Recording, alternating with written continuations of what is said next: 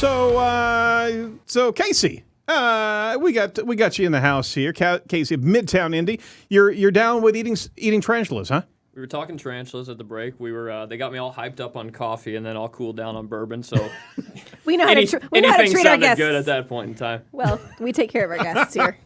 Absolutely. Every guest is treated with so many amenities, including tarantula burgers. So we already ate them. That's why they're not on the They're desk, gone. but yeah. Delicious. So, Midtown Indy is a nonprofit community services organization committed to positively impacting the quality of life and the economic vitality of the collective neighborhoods of Midtown Indianapolis. So tell me more about what you find, what your fine folks do for our city, and where Midtown actually is. So Midtown is, well, first off, are we in Midtown right now? We're not in Midtown right Okay. now. We're just south of Midtown. But if, Broad Ripple, everything up to 38th, essentially, and down to 38th now is Broad Ripple, gotcha. by a realtor standard. So I guess we could be south. So Midtown. I don't know. Maybe we can call it that. This map back here will help demonstrate. It's 17. Right, Midtown is 17 neighborhoods, essentially between Broad Ripple down to Meridian Highland, Meridian Kessler area, over to Crown Hill on the west side over by the river, and then over Keystone, Monon, kind of a loose eastern boundary there. So Midtown isn't so much defined by the area; it's defined by the neighborhoods within the area. The scribbles, right? It's exactly right. So we got the scribbles on the top, which is the White River, and the scribbles on the bottom, which is Fall Creek. It's really defined by spirit. If your spirit is in Midtown, then that's where Midtown is. And what? you got it. What just happened? I'm so glad I was looking at you when you did that. Aaron talked about the community service organization, which whenever it comes to any sort of community development whatsoever, acronyms, words are important, and there's just tons of acronyms that are used throughout community development, throughout anything really. But community development is no different, or is especially different in that regard. And we are a community services organization, which differentiates us from a community development corporation, which we also are, because we expand beyond just doing the development of an area. So. Sure. Not just revitalization of an area through economic means, through rebuilding, through stuff like that, but also through activating, so pushing for rezoning in an area to try to get some new initiative kind of internally focused. Right. So a lot of redevelopment happens where you have some folks with money coming into an area that does not have money. And those folks oftentimes will redevelop an area and then leave, which then leaves somewhat of a void for the people that are already there. Because taxes will go up on homes, and whenever you're walking a fine line on what you can afford, when you have a little bit of tax increment or tax increase on your home, you're going to be moving out, is what ends up happening. So Midtown, a big portion of what we do is to try to educate folks, to try to bring resources to folks from within a neighborhood, to keep those people in the neighborhood and updating what they have going on. So gentrification is a word that's used a lot, thrown around a lot. Gentrification by itself just means redevelopment, essentially. And so it gets a bad rap for seeming like it's people with money coming in, booting other people out. So we want to gentrify. We want to improve, but we don't want to be booting people out. We want to gentrify in addition to educating and empowering is Midtown's biggest goal. So we're a connector, an advocate. And you're big on like advocacy and community activation and getting the community involved. And once things are better in those locations, you're really about sustaining it and building it from there as well. Like you said, it's not about kicking people out. It's about improving it and then building upon that improvement. Right, that's exactly right. Yeah. So we kind of provide the glue between organizations to get people and organizations together to have a more powerful voice, whether that voice is being used to spur banks to invest, whether that voice is being used to spur the city to take action on a certain area. The city's broad, so the city can only focus its resources on certain areas. So Midtown has to, first off, put itself on the map as a legitimate area that people want to go to and know and can refer to, Midtown Indianapolis, like they refer to downtown Indianapolis. So a big part of what we do is putting us on the map and then drawing attention to the area, saying, hey, we need help here because, and then filling in the blank for people there. For all of our listeners and watchers, I failed to actually introduce you correctly and formally. I just went straight into the tarantula burger. Casey Seaton is the program and events coordinator of Midtown Indy, and so I just want to make sure that everybody knew who we were talking to. Maybe it's better that they don't. Yeah, well, I was just saying Casey because I didn't know where we were going to go here. Well, Okay. because you've been drinking with him now, so Yeah, so That's right. we're all good now. we're on a first name basis for sure. Could be the internal tarantula bite setting in too. That, So, I mean, community activation is essential, and not many organizations and economic development organizations, to say the like, know how to do it very, very well. So, give us some insight into how you actually connect and be able to not only wrangle the community, but able to empower them to be able to demonstrate the needs for their neighborhood. Yeah, so we're learning. It's an active learning process at all times, Sure. and it's a lot of communication. So it's taking our local resources, which is other community development corporations, other community service organizations that do it well, like the John Bonner Center on the east side, finding out what they've done well, mimicking that, and trying to grow upon it. And so what we've done to connect us with places like that is we've taken hold of an initiative called Great Places 2020, which there are 5 great places around the city now. There were 3 up till about a month ago. Now we're up to 5. And great places are just intersections or about a mile square area where there is a need for development. There's a clear need for improvement in that area. And the city has recognized that, and a group called LISC has recognized that. LISC is essentially a bank for impoverished areas that aren't going to get funding in other ways. And so they are the big pusher behind this agenda. And so we are the convener. Midtown Indianapolis is a convener for the Maple Crossing Great Place, which is one of the 5 great places. And the idea behind a great place is to take community development and isolate it, focus it on one area. And once it's isolated, focused on that area, to have it spread from there. So kind of a center-out approach. So target the toughest part, and then push beyond that, or some part where there's something to cling on to, but it's still an area of need, and push beyond that. In the past, there's been attempts to do kind of corridors where people take a redevelopment corporation will take an area and kind of just spot different buildings that they want to try to redevelop. Right. And that ends up looking more, or a larger area, and that ends up looking more like A patchwork. And so nobody sees anything significant. Whereas if you take this Great Places initiative, you have a very focused, centric-looking redevelopment. And so in Maple Crossing, you have the corner of 38th and Illinois, which up till a few years ago wouldn't be a hot spot to go to. It still isn't, but we're working on changing that. We at Midtown essentially want to make 38th Midtown Indianapolis as a whole, as an area's Main Street. And that's tough to do when it's more of a highway at the moment. So it's always been a dividing line, not always, but for anybody's memory, it's been a dividing line. We want that to be a bridge instead, and we want it to focus on Tarkington Park up there. We want it to focus on the buildings around that area. Sure.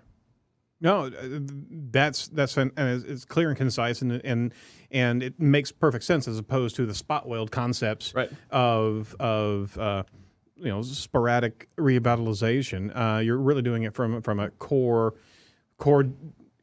area and then spreading out. So your team brings together the people, neighborhood associations, organizations, investors, and funders to make everything happen. Okay. Now you're having conversations with all these individuals independently, but you're also bringing them together to be able to connect. Right. Right. So what does that process look like, and How do you do it? how do you do it? A lot of it Seems to be pretty challenging. It is challenging, but a lot of it is just the same as you would do, looking at a corporate structure where you were just, instead of having the different departments within your corporation, you just have the different neighborhood associations or the different organizations that are involved within your broader, say, Midtown area, and that's essentially your corporation. So we reach out to different areas that we can target, and we do it just like anybody else would, through email, through setting up conferences. We have a big conference that we're setting up this year for different developing companies from around the nation. Right. And so a lot of it is just basic communication, but we found that in-face, person to person works best, where you can actually passionately show what it is that you're trying to do, develop in that way. Can you talk to us about the concept of placemaking? It's something we've heard on the show before. When Indianapolis City Market was here, he talked about it briefly, and that was months and months and months ago, but it's something else that you all are doing too, and I feel like it's popping up more and more often, and it's really capitalizing on a community's existing assets, right? It's building on what's already there. So tell us a little bit about that. So placemaking is what the Great Places Initiative is for Maple Crossing for us. So our placemaking focuses largely around Tarkington Park, and making Tarkington Park, which is 39th in Illinois. 39th Illinois, 39th Meridian, making Tarkington Park a spot where people of all economic backgrounds, colors, ethnicities, whatever demographic you want to name, can show up and have a good time and be together and share as a community. So we want that to be the communal hub. That's already a place. Making it involves fundraising and involves convening people, all this sort of stuff. Around that, you can't just have a standalone park and expect that that it's going to do anything. The people will come. I mean, people will come, but it'll just be a grassy area essentially, or a playground area. This playground is fantastic. It's ridiculous. I would have paid to go to this place as a kid. Yeah. Even now, as a bigger kid, but it's taking that side of the street with Tarkington Park and also developing on the other side of the street. So you have a destination, a place that you're making. That's a spot that people want to go to. So. Featured in our background here is the Concord building, which is on 38th in Illinois. And that is a very old building with a lot of infrastructure issues that we have been addressing. The Melody Inn used to be there too, yeah? The Melody Inn is there. It's just north a little bit. So it's still there, and it's connected to a lot of cool areas. Cheatham and Young Barbershop is right there. All sorts of very cool areas. They just painted all of this too recently, right? Yeah, okay. exactly. I think I was driving by when that happened, and I was like, oh, that looks so good. And so in the Concord, you have a very old building, but it represents the old time of that area, and it's something to savor that the neighborhood has memories attached to. So absolutely, we're going to use that as a way to draw people back to that area, to make it a more happening area. It'll take a lot of safety measures on 38th, which we're pushing for. Sure. But we're going to have a neighborhood history museum that we have a couple of local artists and designers that are working on. That's there cool. From within the neighborhood, who know the neighborhood and know the people there and can reach out and get the stories and bring them in and represent them in an artful way. We have a discount market called Under the Sun Discount Market that's going to be going in there that addresses the food desert issue that's going on in this area. We've got a couple other vacant spots in there. So we're trying to, the idea behind buying this building, we are the landlord officially of this building, which is a new role for our organization. Oh, wow. The idea behind that, and also the old 88 building just north of this, which is now Happy Brewing Company, which just opened up. The idea behind those is to essentially keep it from getting developed in a way that's not going to build community. Not conducive for the role, So gas stations are useful, but not in this capacity, and there's plenty across the street sort of thing. So it's to take an idea and lay it out how people want it with community input, make that place happen, placemaking. Yeah, based on feedback from the community, not just you putting something there that you think is... It's not us coming up with an idea that sounds good because we saw it in San Francisco or something. Right. No, that makes for sense. instance, there was an initial representation or diagram of Tarkington Park that was laid out. It had a dog park as a suggested spot on it. A dog park. And that was eaten up by, pun intended, by the community because people are having a rough enough time having a spot for them to go safely and enjoy with their family. Right. Dogs are secondary. No offense to dog lovers, but in this instance, it made more sense for the people to be the focus. And so you got to really listen on these things and not put in what you think maybe as... Plus, we have a lot of good dog parks already. Broad Ripple. That's a great dog. So, I mean, it's a broad organization. So a lot of CDCs, a lot of community development corporations address more focused areas. So our big focus is around the Tarkington Park, the Maple Crossing Great Place area. But Midtown is the community service organization representing and convening a much larger area where you've got, like I said, all the way up to Broad Ripple. So we'll be taking part in the planning for the revamp of Broad Ripple Park, their master plan and stuff like that. What, as you would say. There we go. Throwing down signs. Well, you also have an annual event coming up as well. The Midtown Anchor Luncheon. That's actually in late July. Can you kind of unpack that for us? Yeah, so we'll have our Midtown Momentum Luncheon, which is going to happen. We're aiming for August 2nd this year. We haven't narrowed down the date yet, but we're ahead of ourselves on some things and behind ourselves on some other. But that's what happens when you're wearing 12 hats on That's two when shoulders. you have 76 jobs. That's exactly right. Yeah, it's tough to explain job roles whenever you're like, it depends on the day. We were hauling signs today. It's like I was a mover this morning. Mm-hmm. Really? But yeah, we have our annual Momentum Luncheon where we get corporate sponsors to come out and grab a table, donate to have a table. We're aiming to be out at Newfields, formerly IMA, Indianapolis Museum of Art. Their Deers Inc. Pavilion is where we're aiming to be this year. So we're setting that up. Cool. It's a neat event, and it's our 10th year. So we're gonna focus a lot of what we're doing around the development of this neighborhood history museum around our past 10 years, what we've done, our next 10 years where we aim to be going. So any support in there would be fantastic. Like I said, we're still getting everything together on that. But our other big event happens in November every year. This year it's the 10th and 11th, and that's our holiday home tour, Midtown Holiday Home Tour. So that's a fun thing where people. So Midtown's a unique place where south of 38th and places over by the fairgrounds, you have some rougher areas that have been neglected for a lot of years, whether that be by people, by government, by whatever it is. A lot of factors at play there. That's for 12 more episodes to cover. But there's also some incredible wealth, some of the wealthiest spots in the state, if not the nation, along Meridian Street and that whole corridor. And so a lot of folks along there live in these houses that have a very storied histories, that have past that people want to brag about, want to talk about, want to explain their house. So I don't know if take advantage of is the right terminology, but we take advantage of the opportunity. We capitalize on the opportunity that people want to do that. There we go. So we have a lot of very helpful people that want to show off these houses for good.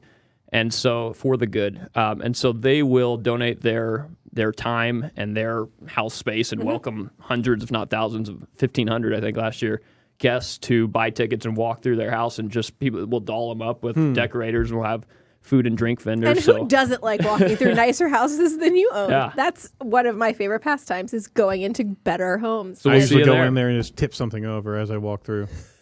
So we'll see you there, but not Aaron. Brittany will be there. Got her checked down. Aaron, I'm just gonna be patted down. Now we need security. So it actually is going to cost us to not have him there. You're on a wanted poster now. I'll take $5 not to be there. The publicity here. So that's funny. That's really funny. I would love to hear your perspective on community engagement here in Indianapolis. You're obviously working with an organization that is deeply involved in that area. Is Indianapolis engaged enough? What more can we do? What's your perspective on that? So Indianapolis as a city is very engaged. And I mean from a government downtown perspective is very engaged, but like any government, short on funds and short on time, just like any community development organization, short on funds, short on staff, short on time. That being said, there are a lot of organizations that do an incredible job of filling the voids that government can't reach. And so, for instance, the mayor has a teen summer work program. I can't think of exactly what the name of it is. Yeah, I know exactly what. It's a fantastic program, and I think they're aiming for, they had 2,000 teens employed last year. They're aiming for 3,000 this year. Kind of in addition to that, or to fill a void, which is in the Tarkington area, in the Maple Crossing area, south of Butler Tarkington, on the south edge of Butler Tarkington, is an organization called the MLK Community Center, Martin Luther King Community Center.